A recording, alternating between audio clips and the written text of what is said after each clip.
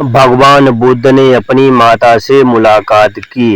एक बार राजगृह के धनी लोग गंगा नदी में स्नान करने गए और उन्हें लहरों द्वारा किनारे पर लाया गया चंदन का एक टुकड़ा मिला। उन्होंने उसे कटोरी का आकार देकर एक टोकरी में रखा और एक लंबे डंडे के सिरे पर लटका दिया। उन्होंने किसी भी अरहंत को चुनौती दी कि वो आकर कटोरी को उतार ले। अन्य धर्मों के भिक्षुओं ने उसे उतारने का प्रयास किया, लेकिन असफल रहे। मोगलान थेरा और पिंडोला भारद्वाज थेरा भिक्षा मांगने के लिए राजगृह में आए। ये खबर सुनकर पिंडोला थेरा ने आकाश में उड़ान भरी और कटोरी को उतार लिया।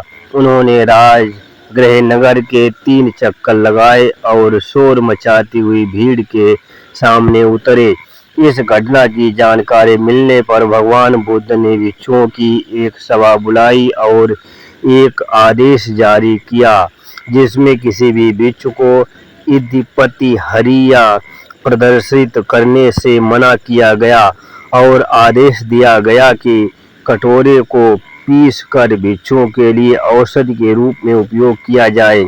बाद में भगवान बुद्ध ने 8वें चंद्रमाह की पूर्णिमा के दिन श्रावस्ती नगर के पास यम का प्रतिहरिया करने की इच्छा व्यक्त की, क्योंकि ये वो स्थान था जहाँ सभी बुद्धों ने अपनी यम का प्रतिहरिया किया था और भगवान जानते थे कि वहाँ के लोगों में से कई धम्म को प्राप्त करेंगे। यमक प्रतिहारिया के प्रदर्शन के बाद भगवान बुद्ध अपनी माँ को अभिधम्म का उपदेश देने के लिए ताओतिम्स पर चढ़े। 10,000 अक्वला के देवों के बीच पांडुकंबल शिलासन पर बैठे। भगवान बुद्ध की माँ तुषिता देवलोक से आई थी।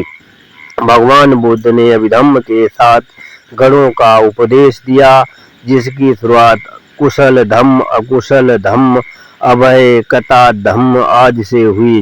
भिक्षु चरण के दौरान भगवान बुद्ध उपदेश जारी रखने के लिए अपनी बैठी हुई प्रतिमा को छोड़कर हिमवा बन गए, जहां उन्होंने शारीरिक आवश्यकताओं का ध्यान रखा। अनोतता में अपने दांत साफ किए और मुख को शुद्ध किया और उत्तर कुरु में पिंड पटा किया। भट्ट किच्छा के बाद भगवान बुद्ध ने सारिपुत्र को बताया कि उन्होंने उस दिन उनकी माता को धम्म का उपदेश दिया था और उनसे अपने 500 अनुयायियों को भी उसी धम्म का उपदेश देने का अनुरोध किया। फिर वे देवलोक लौट आए और अपनी प्रतिमा से उपदेश देना जारी रखा। नमो बुद्धाय। जय सम्राट अशोक महान।